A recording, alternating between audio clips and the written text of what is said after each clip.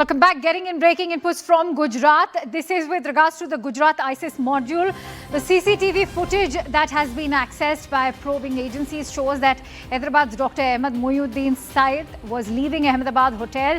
New CCTV visuals have emerged in the Gujarat ISIS terror module case showing Hyderabad resident Dr. Ahmed on the evening of 7th of November this year. Remember, he was arrested by Gujarat ATS on 8th of November. He was among the 3 terror suspects which had been arrested by Gujarat ATS. In this video, as you can see on your screens, this is Hotel Grand Ambience. Dr. Saeed can be clearly seen walking out of this hotel that has in fact been circled over there. He is exiting the hotel premises. The footage is now part of the overall investigation as agencies are now tracking his movements leading up to the arrests linked to the ISIS module on 3rd. In fact, there were 3 suspects that had been arrested on 8th of November. And this is a very crucial piece of evidence now coming to the forefront.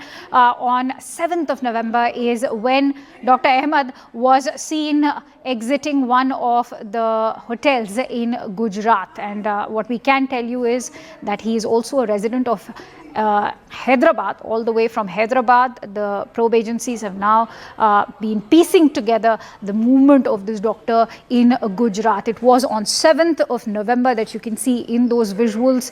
In the video, you can see he's exiting Hotel Grand Ambience, and Dr. Saeed can be clearly seen walking out of that hotel premises. This footage is now part of the overall investigation. What agencies believe is an ISIS module that was being hatched in the state of Gujarat. Remember, this particular arrest was also made because this doctor has in fact been suspected of also hatching a larger terror conspiracy, also producing ricin, which is a very poisonous chemical substance. Let's quickly go across to Anshul, who brings us those breaking inputs. So Anshul, why is this CCTV footage now so significant, especially when it comes to cracking down on, say, the white collar terror module and connecting the dots with the Delhi car blast probe as well?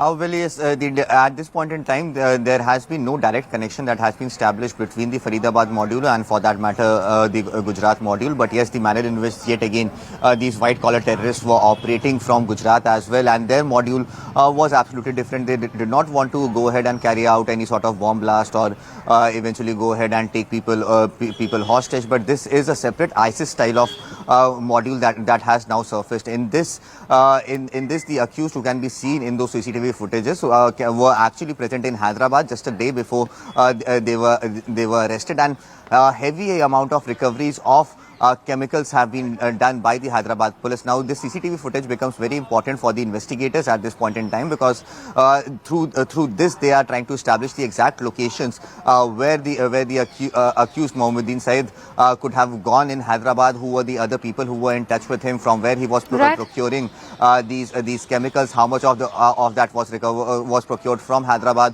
So all these questions will be answered as they are piecing the footages where he can be seen in Hyderabad. But definitely this is a big module that has been busted, and their intention was to actually go ahead and infiltrate into the water supplies of cities, and for that the recognizance of several important cities out here in northern India and in southern India was also done by all these stands out, as accused. you So rightly highlighted, is the timing of this entire investigation, given that the 10-11 probe is also on, and even though no direct linkages have been formed so far, the fact that ricin, this is being labelled as a ricin terror plot.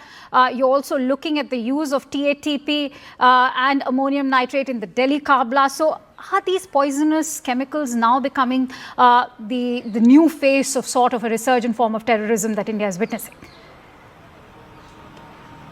Well, definitely. In the 80s and 90s, we, for the first time, the world saw, starting from the LTT, that how suicide bombers can be a thing, and how can they actually be so impactful in such a quick time. Now, over the last decade, it has been seen, specifically in the terrorist attack that has been carried out by ISIS or other modules in different parts of the world. The use of readily available chemical is something that has come to the fore. We saw that happening in the London blast as well, and then eventually the blast that happened in several parts Europe over the last decade and a half. In all these cases, the use of chemicals have come up, and that is something that is now finding its roots out over here in India. And this is a fresh module that can be observed in India as well, because this is for the first time that chemicals are now being used to go ahead and carry out these attacks and carry out a massive impact. So this is something that is definitely very, very serious in nature. In a matter of just 2 weeks, 2 modules have been busted by the agencies of our country. Both these modules were functioning through